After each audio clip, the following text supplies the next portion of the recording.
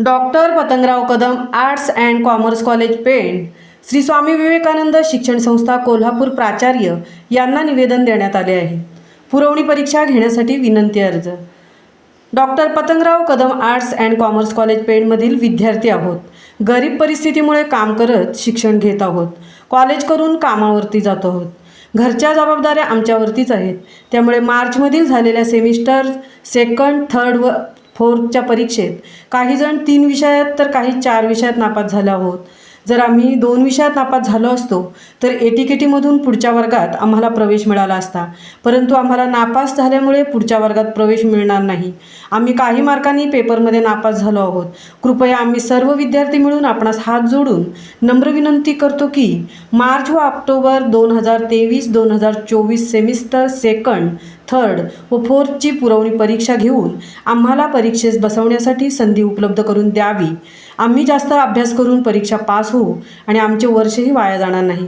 त्यामुळे आमचे नुकसानही होणार नाही। नोटीस बोर्डाला लावलेल्या निकालानुसार नापास होणाऱ्यांची संख्या BCom second, BCom first, BA first व BA सेकंड असे एकूण 40 ते 50च्या आसपास विद्यार्थी आहोत। कृपया आमच्याबद्दल सहानुभूतीने विचार करावा व आम्हाला पुरवणी परीक्षेची संधी उपलब्ध करून द्यावी। या कारणासाठी तुम्हाला पत्र लिहित आहोत। कृपया हे पत्र मिळताच परीक्षा घेण्यासाठी लगेच निर्णय घ्यावा। आमचे जवळजवळ 100 विद्यार्थ्यांचे होणारे नुकसान वाचवावे आणि आम्हाला पुढील वर्गात प्रवेश मिळेल। प्रवेश घेण्यासाठी अतिशय वेळ कमी आहे।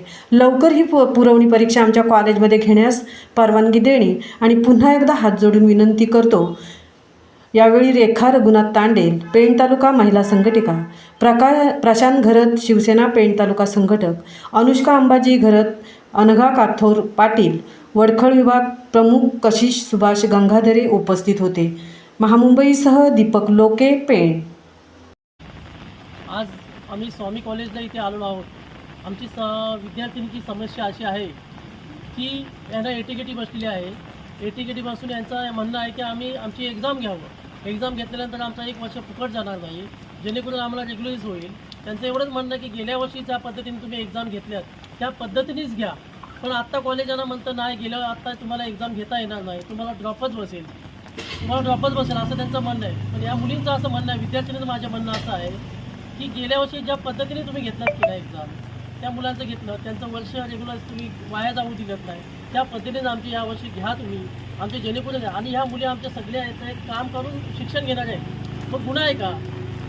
काम करून शिक्षण घेणं हा गुन्हा आहे का? एक तर शासन असं म्हणते की मुलगी शिकली, प्रगती झाली, कुठेतरी आपण शिक्षणापासून या मुलीला वंचित राहता कामा नये। आपल्या लेवलला संपूर्ण मुलीला शिक्षण नाही की महाराष्ट्रामध्ये 534 विद्यालय आहेत आणि 534 विद्यालयामध्ये ज्या मुली काम करून आपल्या कुटुंबाची उदरनिर्वाह करत असतील आणि उदरनिर्वाह करत असताना शिक्षण पण घेत असतात, मग हा शिक्षण घेणं आणि कुटुंबाचा उदरनिर्वाह करून आपलं काम करत असतील तर त्यांचा गुन्हा नाही आहे। अशा मुलींना न्याय मिळाला पाहिजे, एवढीच आमची माफक अपेक्षा आहे।